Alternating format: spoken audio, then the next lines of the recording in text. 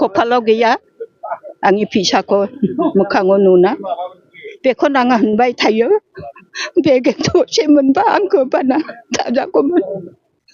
उन्दुनाय समावबा आं उन्दुजागौमोन बेगें थरसे मोनना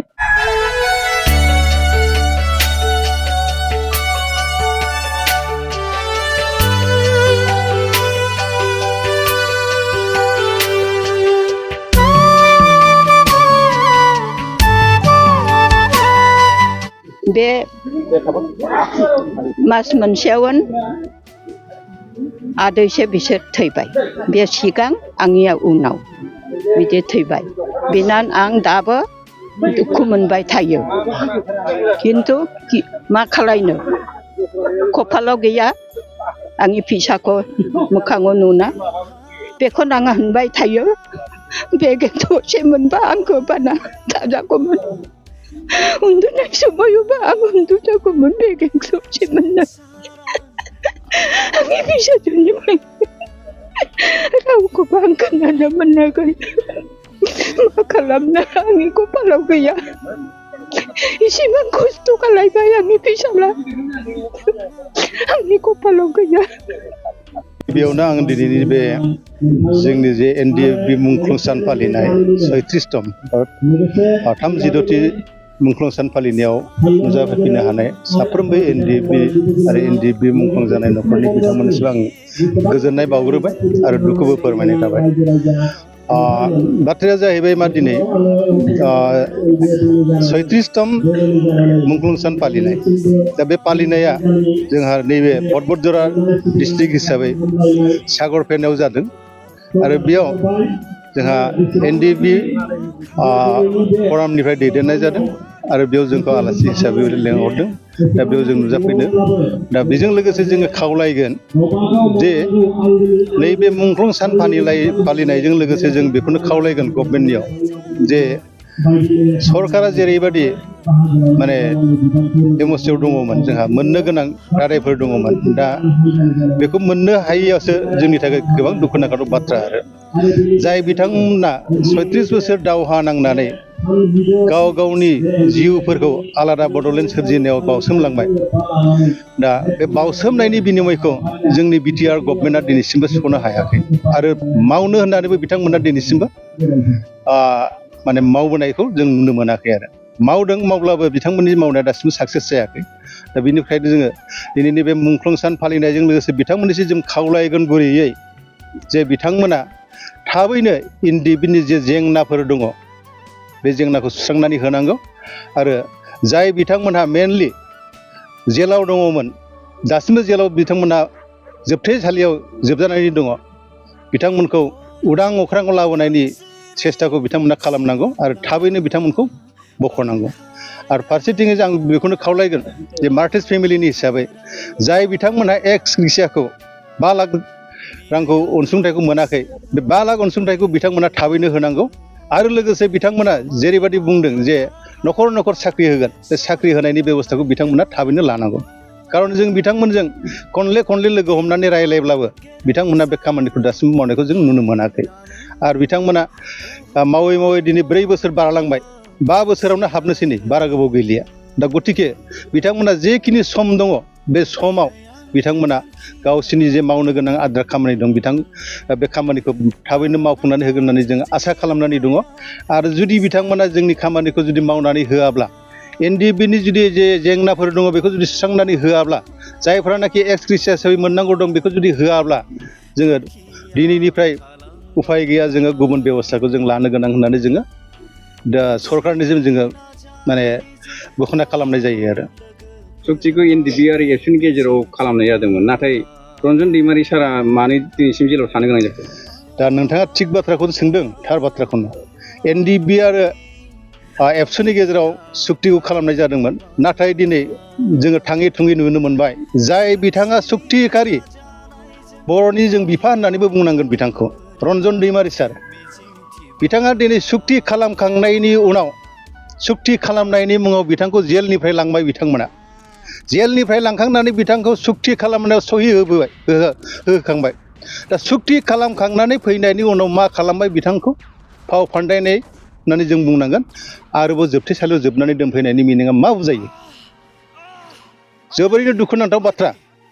खुनु जारिमिनाव जों नुफेराखै जे सुक्ति खालामनानै सान्थि सुक्ति खालामखांनायनि उनाव जे बिथांखौ जेलाव जोबथेसालियाव सोनानै दोननाय खुनु रायजोआवनो जों नुवाखै खुनु जारिमिनावनो जों फरायनोबो मोनाखै बे जोबोरैनो दुखुनांथाव बाथ्रा दा बे जोङो माने रोखायै जों बुंनो हायो जे रन्जन दैमारिखौ लानानै बिथांमोना दा पलिटिक्स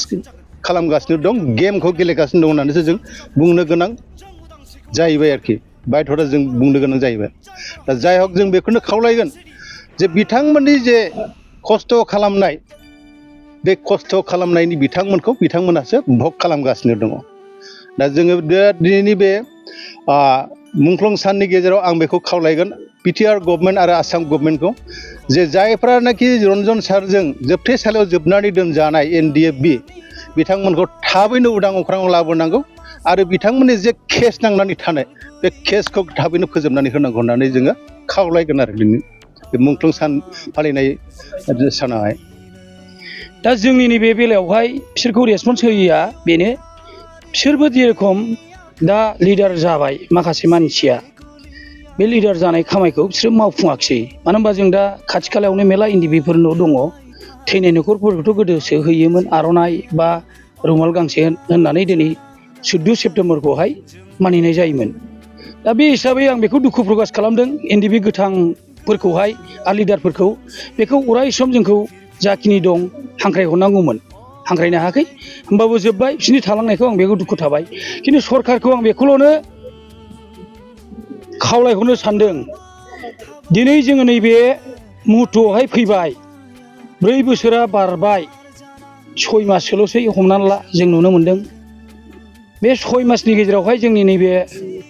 NDB न'खरफोरखौहाय मा रोखोमै नायबावनो हागोन मानसिफोरनि जेसेखिनि दं होनांगौ आगोलाव लिस्टखौ आङो क'क्राझार हिसाबै मार्टियासनि हिसाबै जोङो डाटाखौ प्रेसिडेन्ट आं आरो रायजो राजा अफिसाव थांनानै दरखास्त होनानै बरनना लादों गासै टटेल 9000 जन दं माने 9000 जन दं NDB मार्टियासआ टटेल थैनाया बिनि बिथोरावहाय NDB टटेल थारा 3300आ टटेल NDB थार बिनि बिथोरावहाय दाजाबनानै आबसुनि थैनाय मानानै 9000 दं 9000नि बिथोरावहाय दासिमाव मोनथारनाया दाखालि थांनाय बारावहाय 200 जन होनोमोन बे 200 जनावहाय 193 जन होदों आगयावहाय 40 जन होदों बेल'नो होदों दा 200 जन दं होननानै बुंदों जों दाखालिसो थांदोंमोन चिफ सारजों लोगो हमहैदों बे लोगो हमनायावबो बियो दसे लोगो हमदों जाय हक आंबो दंमोन गासिबो दंजोबोमोन जाखिनि जों लोगोखौ हमदों खिन्थु बेयो लोगो हमनायावबो बेयो जोंनो 5 मिनिटबो समाय होआखै जाय हक समाय हायाखै बे मावनो ओंखायनो दा जोङो सानदों बे मावनाय नंला फैगोन टाइमाव आंल' नङा जोंनि कमिटिया बेखौनो सिडिउल लाबाय फैगोन टाइमाव जोङो धरनाखौ होनो सिद्धान्तखौ लाबाय मार्टियास न'खरा मानो थाखाय जों धरनाखौ होनांगौ जाना फैयो बेखौ सारमोनाबो गावसोरबो मोनथिखाबाय जोंना डिमान्डआ गासै मोनथामल'नो मोनसेया जाहैबाय 1 नाम्बाराव एक्रिसिया 5 लाख गावसोर MICआव दं हिसाबै मोनसेया जाहैबाय न'खर न'खर जाखिनि हायो 4th ग्रेड 3rd ग्रेड साख्रिखौ जग्यता गोनां मानसिनो होनाय हिसाबै होनो थाखाय गावसोर होनदोंमोन बेखौ होआखै मोनसेया जाहैबाय मार्टियासनि मुंख्लं खाम्फाखौ गायसननो जेरावखिया बेखौ बानायाखै बिनि थाखायनो जोङो फैगोन मासनि गेजेरावनो क'क्राझार DC अफिसावबाबो BTC अफिस मोखाङावबाबो धरनाखौ होनाय जागोन होननानै जोङो डिसिसनखौ लानाय जागोन डेटखौ फिक्स जायाखै आगयावबो बे खोथाखौ होनखादोंमोन आगयाव जोङो बे मिटिंखौ दिनैसिम जायै जानानै चिराङाव जाबाय बाक्सायाव जाबाय उदालगुरि जाबाय जेरावबो जों मार्टियासखौ खुंबोगासिनो दङ मार्टियासनि बे मिटिंखौहाय गावसिनि बेलायावहाय दा बर्डनि लाबालबावहाय थगायबाय जोंखौ दा जों बेखौनो बुजियो ओंखायनो जोङो नैबे सिद्धान्तखौ दा बायध'था मुलुग जोंनि आइ आफा फंबाय बिदा बिनानाव न'खरफ्रा जेखिनि खस्थ' जारला सोरबा बे फैसाखौ मोननोनो आसायै दंमोन माखासे थैगुलायसो लांबाय दा जाखिनि गोथां दं बेखौ अननानै होबा होदो होआबाथ' होखानाय नंला बायदिसोखौनो जों मोनबाय ओंखायनो बेखौनो रिकुवेस्ट थाबाय होयोबा थाबैनो होदो बयबो सरकारखौ आसा खालामनाय दङ बेखौनो आङो प्रमद बर' सारनिफ्राय खावलायबाय आरो खावलायनाय थाबाय बेखौनो आंनि बिबुंथिखौ फोजोबनाय जाबाय। गोजोननाय बावग्रोबाय आरो नोंथांमोननि मेडियाखौ अनसायग्रा अनसायगिरिफोरनिसिमबो आंनि मोजां मोननाय सिबिनायखौ बावहरग्रोबाय। दिनै जों बेयाव ज' जानायनि थांखिया जाहैबाय दिनैहाय 14 सेप्तेम्बर NDFB नि मुंख्लं सान। 1988 मायथाइयाव जोंनि NDFB नि सासे बिर जोहोलाव बांबुर गोराया दिनैनि सानाव मुंख्लं जादोंमोन। थिग बे सानखौनो लोब्बा लाखिनानै दिनैनि बे 14 सेप्तेम्बरखौ 1989 मायथाइनिफ्रायनो दिनैसिम फालिबोदों आरो दिनैबो जों बेखौ लोब्बा लाखिनानैनो बेखौ फालिनाय जाबाय बेयाव। बेजों लोगोसेनो जों बेयाव दान्दिसे सावरायलायनानै जोंनि जे मुंख्लंफोर बे मुंख्लंफोरा जे सिमां जे मिजिं लानानै दावहायाव बारसोमबाय, गाव गावनि बेसेन गोसा थै जिउखौ बावलांबाय जोंनि थाखाय, जोंनि बर' माहारिनि इयुननि थाखाय, जायफोरा दिनैबो जोनोम जायाखै बै इयुन जोलैनि थाखाय जोंनि बर' माहारिखौ गोग्गोमै मुलुगाव गायसनलांनो थाखाय बे सिमांजों बिथांमोनहा गाव गावनि थै जिउखौ बावसोमनानैबो दिनै जोंखौ बे स्टेजाव दोनबाय। बिनिखाय जों दिनै बिथांमोनखौ गोसोखांदों, बिथांमोनखौ सिबिदों दिनैनि सानाव। दा जोंहा जे बर' माहारिनि जे बिथांमोननि मुंख्लंफोरनि जे आद्रा थानाय खामानि हाबाफारि, बैफोर गासैबो हाबाफारिफोरखौ जोङो बिथांमोननि जे थांखिमोन, जे साननाय हनायमोन, जों बेफोरखौ दिनैसिमबो मावफुंजोबनो हायाखै। जोंहा दिनैबो आद्रा दङ। बिनिखाय जोङो फैगौ समाव खुंथायाव थानाय जे